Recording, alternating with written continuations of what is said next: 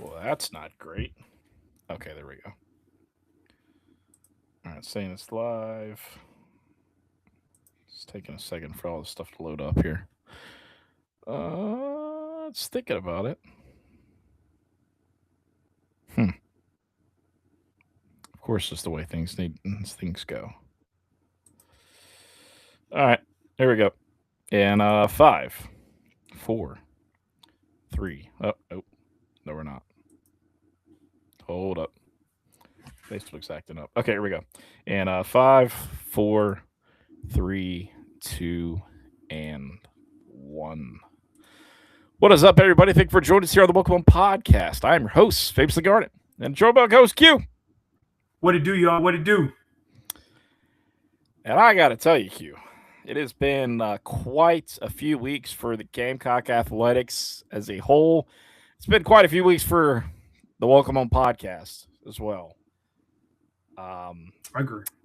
Yeah, it's been something. We've seen the downloads in the last 7 days, Q, and by the way, it's into the thousands. Thank y'all. Not listens, not views, really but downloads. Crazy. Crazy that the Welcome Home Podcast has just absolutely gone nuclear, I would say at this point. And here's the thing. There's something big coming around the corner, but we're not going to talk about it just yet. Not yet. Yes, it's on the way. It's on the way. It's on the way.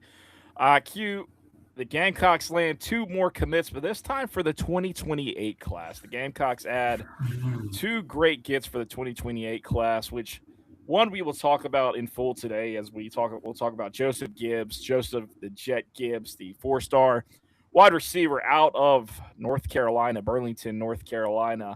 And then today on Thursday, the 9th, the Gamecocks landed 3-star commitment from Jamari Kane out of Richmond, Virginia.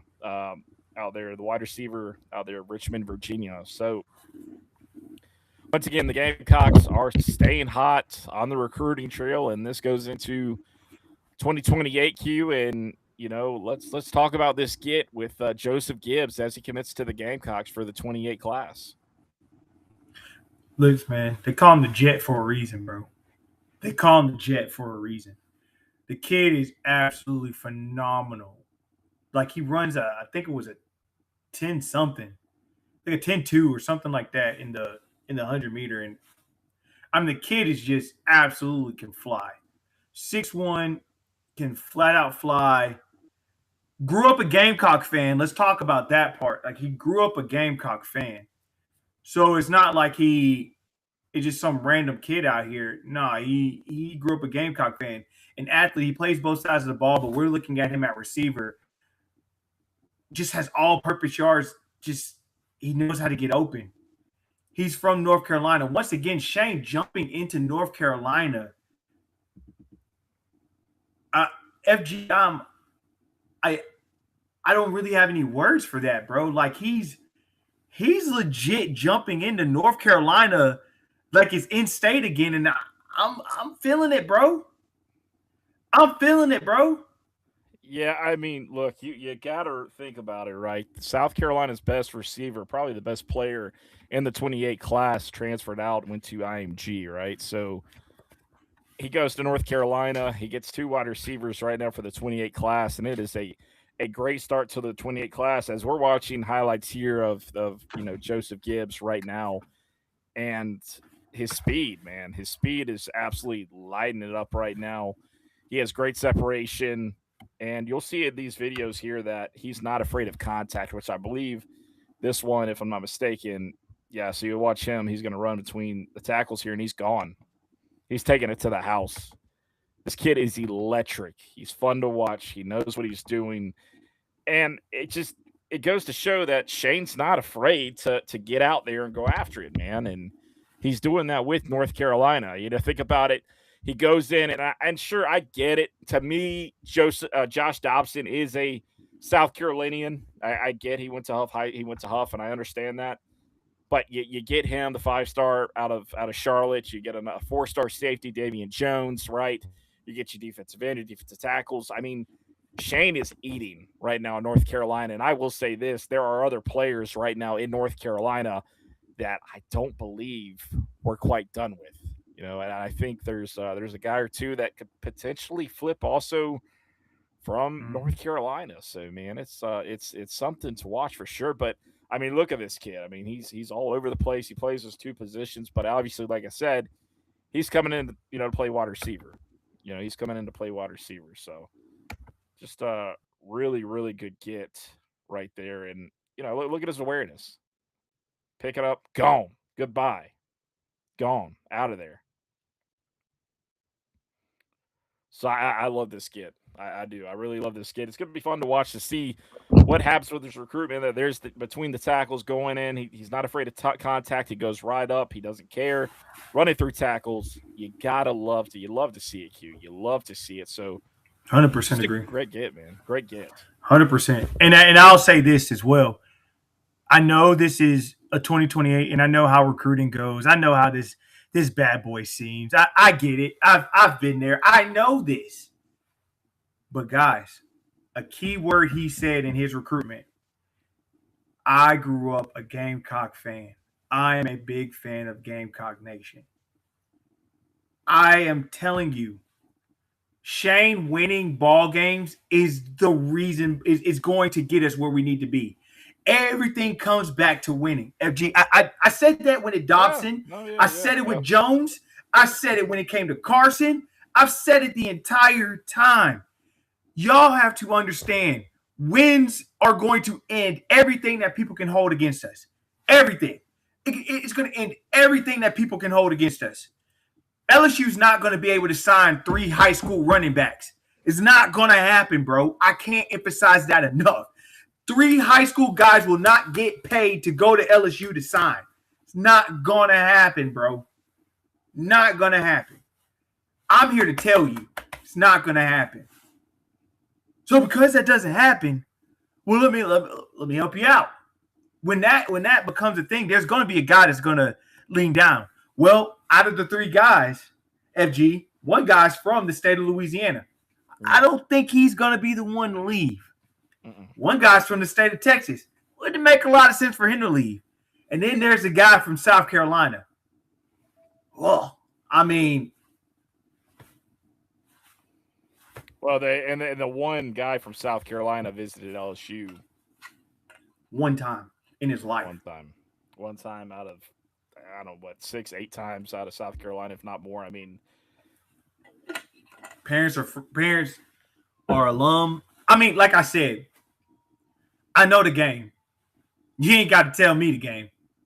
I know the game. Anyone that is currently understanding NIL, currently understanding the landscape, knows the game. LSU wasn't prepared for some of the commits they got. I'm just going to go ahead and say that. They weren't prepared. And because they weren't prepared, it kind of played out the way it did, which is right. It's fine. But we'll see how it plays out now. Let's just say we'll see how it plays out now. Things are just to watch out for right now. I don't. It's interesting for many reasons, right? So many reasons. So very, very interesting stuff. Speaking of LSU, obviously, we obtained Terry Rooney from LSU when came to South Carolina, and obviously we know how that worked out. Had the most NIL they've ever had on a budget, and somehow absolutely botched that in ways that I can't describe and don't want to really remember. Right? Don't want to reminisce about. It's funny to me, though, now that Terry Rooney, for those who maybe have not seen it, Terry Rooney is going to LSU to be the director of recruiting for baseball. That's a bold strategy, Cod, and let's see how it plays out. Let's see how this goes, man. I saw a person, a Wake Forest fan, was like, "Hey, this is a good get." So let me break this down to you in a trade-wise. Shout out to Sin. Sin brought this up when you're looking at draft grades and trade grades. So South Carolina received in this trade. Actually, let me make sure. FG, do you have the trade details up? I want to know the trade details between South Carolina and Wake Forest in this situation. I know we took the hitting coach, so we took the hitting coach. Um, Yep. I've got it right here. July. okay, Yep, from our producer Sin. It said South Carolina Wake Forest trade has finally been finalized. South Carolina receives Bill Salento, J.D. Stein, Andrew Costello, Luke Costello, Ryan Bernicki. Wake Forest receives Terry Rooney. Great trade down below. yes. So how I can break this trade down to you is pretty simple. That's like we trading. That's like we just traded one of our worst pieces on the team for one of their not only their best pieces, but pretty much their starting 5 best pieces plus the coach. And all we sent over was pretty much cash. Like Terry Rooney was just a cash cow. So pretty much cash. It was they got an F minus on the grade for the trade. We got an A plus actually. We got 2 This is pluses. it's one of those feelings like I don't I say this as a fan of sports in general. Carolina Panthers, Charlotte Hornets, God bless them, and the St. Louis Cardinals, which the Cardinals normally win trades, but when it comes to the Carolina Panthers and the Charlotte Hornets, well, we haven't been on the receiving end of those trades. Not as much as we need to be. I would say lately they've had a little bit better luck, but this I will say, watching this go down honestly in real time blows my mind, and to see Wake Forest taking a shot at Terry Rooney after what just unraveled at South Carolina. And I will say this too. The situation at Wake Forest is pretty deep. Honestly, it's really it's kind of like one of those things what's going on with Michigan right now, how they just lost their basketball coach, and I wouldn't expect Mike Boynton honestly stay at Michigan long, but past this interim position, to be honest with you. Just from the way Michigan's running things right now with Mm-hmm. everybody's lovable Mm-hmm. Ward Manuel, the guy that Mm-hmm. pretty much, I'll go ahead and say it, kept South Carolina in the playoffs because he's a prick. His feelings I were hurt. hope that didn't hurt anybody else's feelings, but yeah, Ward Manuel kept South Carolina out. Yeah, and I don't have any other thoughts about him and the way he's running the program at Michigan. Yeah, sure, they won the national title in football recent, a few years ago. Yes, they won the national title in basketball with Dusty May, but notice how Dusty May's not at Michigan anymore, and there's a reason for that. Yeah, Dusty dipped. Dusty dipped quicker than I ain't. It's been a minute since I seen someone dip that quick in my life. So especially after winning a natty. Only other person that did that was Jim Harbaugh. But we know why Jim dipped too. So Jim won a Yeah, him natty and and Jim dipped. yeah, I would say this like outside of like any kind of violations, I think Billy Donovan at Florida maybe might have been the only one that actually seemed to won a national title and then did it the right way. Mm-hmm. Because I'm going to tell you, those Florida teams with Joakim Noah and all those guys, buddy, my goodness, they were They were freaking good. units, man. They were They good. were absolute units. So yeah, I say this: the what's going on Wake Forest right now is not good, and if you're a Wake fan, I really hate it for you. I really do. Things are not great over there. So it's funny to me, Q. It's really funny, but I think the fact of the matter is this, bro. Michigan has a terrible program. They just have elite athletes within that terrible culture. mm, They're able to do some things because I mean they have a terrible culture. It's been proven. Anytime someone has won a natty, they dip. It is proven. Go back to Lloyd Carr days. Like it is a terrible place up there. yeah, They just happen to have a lot of rich people that can do a lot of things. I I agree. can't sit here and deny that. I know how rich some of the Michigan alum are. But the fact of the matter is this. We'll see how it plays out for them. I will see. Yeah, And same thing with Wake. I feel bad for Wake Forest because they are a storied program when it comes to baseball. Historically, they are good, but then they just brought in someone to destroy their good program. They literally just let him walk in the door. And they were like, oh, he's just a recruiting coordinator. He was the recruiting coordinator here too, Bucko. He was. He was the recruiting coordinator here too, Bucko. Well, he was.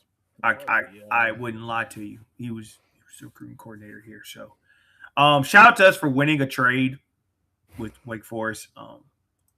I mean, supposedly they're a really smart school, really elite degree, but they're not really good at trades. So, no, they're not. No, they're not. Out. Good at trades. Let's go ahead, Q. Let's talk about baseball. Obviously, the MLB draft is coming up this weekend, and big time. There are some guys, obviously, that South Carolina potentially, maybe, possibly, maybe not make it to campus, but the names out there, guys like Ethan Sutton, Hayden Johnson, Connor Schaus, Luke Costello. Those are like the real main potential possibilities. But even then, Q, it's that fifth, sixth round that the early some of these guys are looking at. I mean, I know back in, a few years ago, they're gone. Like if you go around 4 or 5, normally they're probably, Dunskies. Like they're going to go to the minors and do what they need to do. But this is a different kind of time that we're living in right now with NIL and the way things are. I mean, I would say, so shout out to my guy, Sarge Daly. If y'all don't know, go follow him on Twitter. Sarge Daly has all your information that you need for baseball. Every single step of it. Sarge got you. Also, Sin. I know y'all hate how much Sin is real with y'all and how he trolls you, but he's going to be real with you about baseball. And so follow Sin as well. It's looking like we're going to get majority of our guys to campus. And after following what the Sarge said and everything, we just need to, if we can make it through here, we're good to go. We're just trying to get guys on campus, and we have the NIL budget to make that happen. Because now you can offer guys competitive amounts of money that MLB teams are going to be able to offer them, which I think MLB teams are going to be like, well, this freaking sucks. But college baseball is going to thrive. It's going to freaking thrive because of this. College baseball is about to go to a whole nother level, which I knew it would. I knew it would. I want to say that, and I want to be very clear. A lot of people who follow college baseball, especially us, because we have a storied program, we have a blue blood program, and a lot of us were around when these guys were being the blue bloods. Our years in school, you know this influx is going to do nothing but help. Like, you may have lost on that team that ended up the three-peat part, because I want to say Jackie Bradley wasn't there for the third when we were trying to go for the three-peat, right? No. You don't know what NIL could have done to have Jackie there. And Jackie there, shoot, we might have done something a lot of people never done, which is three-peat in baseball. Do y'all know how hard it is to three-peat in baseball, much less just get there? But for you to get to the championship 3 years in a row, and I want to say I thought we got to the CSW or CWS 4 in a row, right? That was 4 in a row CWS, 3 in a row the championship game, right? Or was it three in a row? 3 in a row. Yeah, in a row. You get 3 in a row with that. Bro, that is – when was the last time we've seen that? I don't know anybody that's done that since we've done that. I don't know, man. I'd have to look back, but I'm really almost staking my claim on that. And so when you look at that, and when that becomes a thing, you're like, all right, okay, what's investment look like now? So now you bring a guy in who's ready to invest, and he's shown y'all. So what Kevin has done, bump the guys he's brought from Coastal, because he's brought elite guys from Coastal. Once again, this is a lot of those guys was in the championship game. They tasted Omaha. But all of those guys have tasted postseason baseball. That's important. Because there was a lot of guys that's on this team now that did not taste postseason baseball. So, Walker Mead. Beyond that, he goes out And even if you take the Colts people away, he signed a top 10 class of transfers. He did. Add your Coastal people in there, he's a top 5 class of transfers. Mm-hmm. And when you add all that together, that's how you flip a program. And we've talked about it's easier to flip things now with the portal and with how NIL and everything is going. Texas Tech best player is now on our team. Coastal Carolina's top 3 players are on our team. Correct. Marshall's best outfielder is on our team.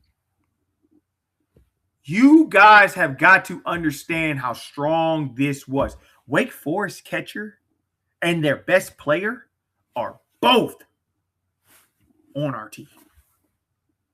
There's a guy playing for the United States of America on our team. J.D. Stein. You guys have got to understand how much of a turnaround this can be, because as long as you stay healthy, the pitching staff is phenomenal right now. You kept your best pitchers. You've kept your best pitchers home. Correct. They are home. So all I'm saying is this is important. This means something to me again. This baseball means something to me again. Yeah, this is it's just that's a different feeling, man. It's a feeling that I honestly hadn't had in such a long time, and I just feel good about the draft, bro. I mean, personally, I'm just gonna be real. When I look at the draft, I could see us walking away unscathed. I could see us losing maybe 1, at most maybe 2, but I think we're gonna walk away a lot better than people think we are. And I think if we're able to do that, and once that's over, we'll bring Sin back on. And when we talk about players, you're looking at a team, to me, that's regional bound regardless of the situation. Well, how about breaking news? Let's go ahead and take it back to football. South Carolina receives another commit for the 28 class. Just good Lord. That's Shane Beamer gets on Twitter and announces another welcome home. Hey, man. When you're hot, you're hot. When you're hot, you're hot, man. Shane cooking, bro. Shane cooking. But yeah, right now, summer workouts. I'll just throw that on there before we wrap up. Summer workouts. I'm gonna go ahead and say this for people who don't understand this when it comes to this football team. So I guess I don't know why this happens. People, please stay off Facebook. Like, these rumors are ridiculous. There's absolutely no beef between Nitro and Sellers, bro. There's no beef between them. What in the world are we doing, man? When I tell you this team is locked in, this team is locked in. The goal that has been set, everybody is on the same exact page. This team is locked in.